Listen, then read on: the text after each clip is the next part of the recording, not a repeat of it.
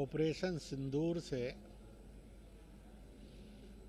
भारत को और दुनिया को एक बात जान लेनी चाहिए कि भारत सरकार ने कितनी गहराई से पाकिस्तान की रेकी की हुई है, क्योंकि ऑपरेशन बता रहा है कि अगर ये पहले से रेकी थी तो सक्सेस ऑफ द ऑपरेशन है। दूसरी बात, पालमपुर की घटना जो है ना, ये पहलगांव की घटना जो है, यह अमानवीय भी है, असंवैधानिक भी है, शैतानी भी है। भारत की जनता और दुनिया के देश प्राय भारत सरकार को और सेना को और भारत की जनता को बधाई दे रहे हैं कि दे डन इट सक्सेसफुली। परंतु ये ऑपरेशन का स्टार्ट है, अभी बहुत कुछ एक मैसेज हो गया है, इसलिए एक डिबेट भी चली है जो और अधिक गंभीर हो रही है कि आतंकवादी का कोई मजहब और दीन नहीं होता है। वैसे तो हर आतंकवादी का कोई ना कोई मजहब है और हर मरने वाले निर्दोष का भी कोई ना कोई मजहब है। Nobody is without any religion. परंतु जो लोग ये कह रहे हैं कि आतंकवाद और आतंकवादी का मजहब नहीं है, ये तो शैतान का काम है,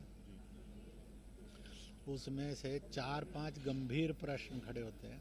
एक, आतंकवादी के मरने पर नमाज क्यों अदा होती है? इसका मतलब है कि यू आर डिक्लेयर अगेन उसका मजहब। उसके जनाजे में क्यों सम्मिलित होते हैं? क्योंकि आप उसको अपने मजहब का मानते हैं। उसके लिए मिट्टी देने वाली जमीन क्यों दी जाती है? और इसी के साथ साथ जो निर्दोष मरता है, ना आप उसके लिए प्रेयर कर रहे हैं, ना उसके शव यात्रा में सम्मिलित हो रहे हैं, ना ही आप उसके फ्यूनरल में संस्कार में जा रहे हैं। तो इससे साफ होता है कि उसका मजहब है। फिर भी अगर हम ये मानना चाहते हैं कि आतंकवाद और आतंकवादी को मजहब से मुक्त किया जाए, वो शैतान है, इसको मान लेते हैं, तो मैं आपके द्वारा देश के सब लोगों को अपील करता हूँ कि आओ, आतंकवादी और आतंकवाद, इसके शैतान से भारत को मुक्त करने के लिए सब संकल्प करें कि नमाज अदा नहीं करेंगे आतंकवादी के लिए, उसके जनाजे में भागीदारी नहीं करेंगे, उसको मिट्टी नहीं देंगे, आतंकवाद को शैतान मानकर घोर निंदा करेंगे और उसके को ख़त्म करने के लिए एकजुट होकर सरकार के साथ खड़े होंगे। और पाकिस्तान जो इस आतंकवाद को सन 1947-48 से पाल रहा है, हंसकर लिया पाकिस्तान, लड़कर लेंगे हिंदुस्तान, तो उसके इस नाजायज हरकत को सबक सिखाना ये सबकी एक ज़रूरत बन जाती है। और मुझे पूरा भरोसा है, अगर ये कदम उठा लिया तो भारत आतंक और आतंकवाद से मुक्त हो जाएगा, आतंकवादी से मुक्त हो जाएगा, और पाकिस्तान को भी सही सबक सिखाने का अवसर मिल जाएगा। सर, चीन ने जो है ऑपरेशन सिंदूर पर खेद प्रकट किया और इजराइल ने सपोर्ट किया है भारत। ऐसा है, जो ईमानदारी से मानवीय होंगे वो भारत के साथ खड़े हो जाएंगे। चीन का एक प्रॉब्लम है,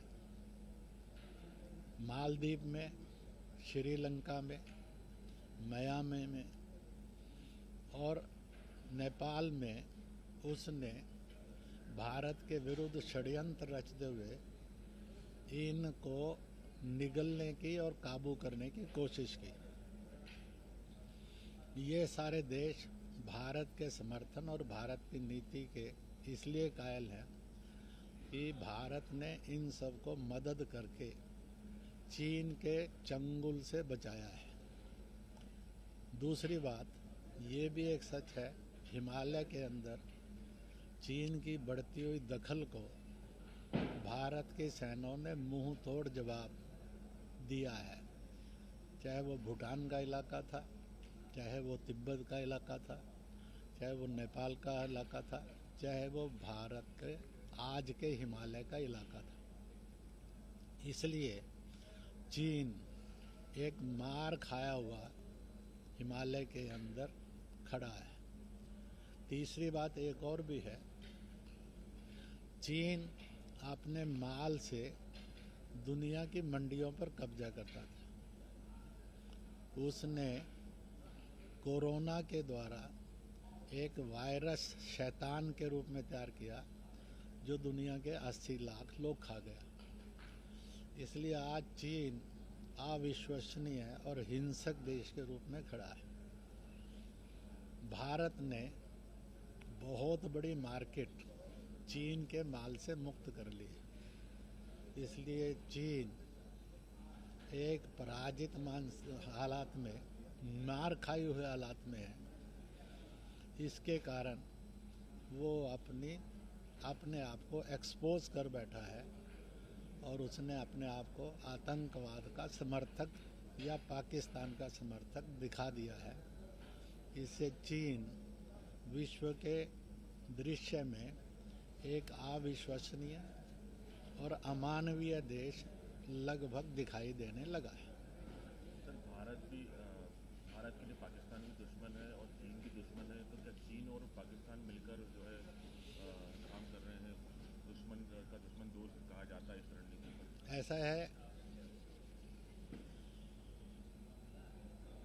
चीन हो या पाकिस्तान हो, ये मिलकर काम करें या कुछ करें, पर मैं आपके द्वारा एक बात पाकिस्तान में पहुंचवाना चाहता हूं, और वो ये है कि चीन किसी का सगा नहीं है।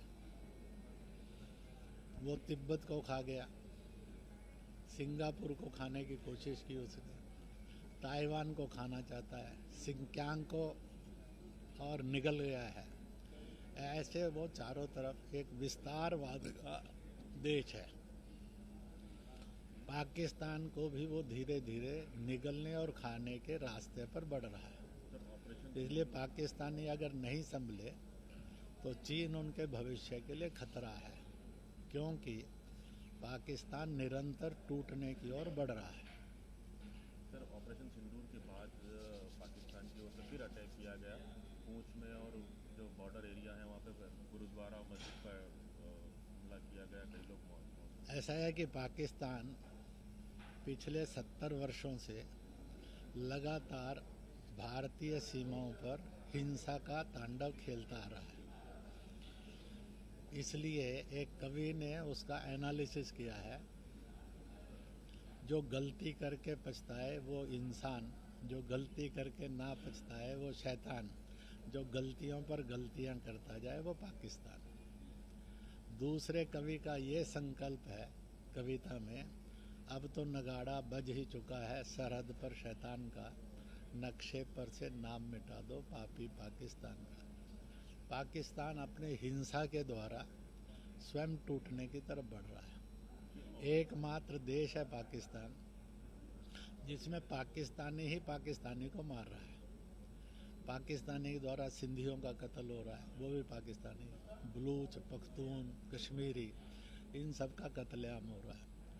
जो अपनों का सका नहीं वो किसी का सका नहीं। ऑपरेशन सिंदूर के बाद भी सुधार नहीं हुआ सर, अटैक जारी है पाकिस्तान। ऐसा है, कोई बड़ी कार्रवाई करना चाहिए। तो अब वो जो भी करेगा, पर भारत की सेना और भारत की जनता और भारत की सरकार इस बात से बिल्कुल सावधान है कि उसको पाकिस्तान को मुंह तोड़ जवाब देना है और वो देती जाएगी।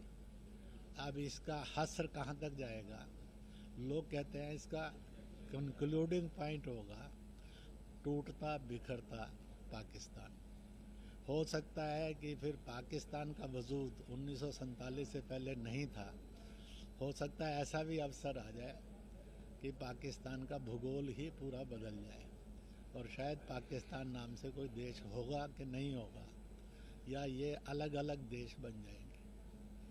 सर, इससे पहले जब सर्जिकल स्ट्राइक और एयर स्ट्राइक हुई थी तब विपक्ष ने कई सवाल खड़े किए थे, सबूत मांगे थे, लेकिन इस बार सारा विपक्ष एकजुट होकर सरकार के साथ दिखाई दे रहा है। अच्छा है, सद्बुद्धि आ गई, और ये सद्बुद्धि अगर पहले आ जाती तो हालात और तेज गति से बदल जाते, और ये सद्बुद्धि बनी रहे।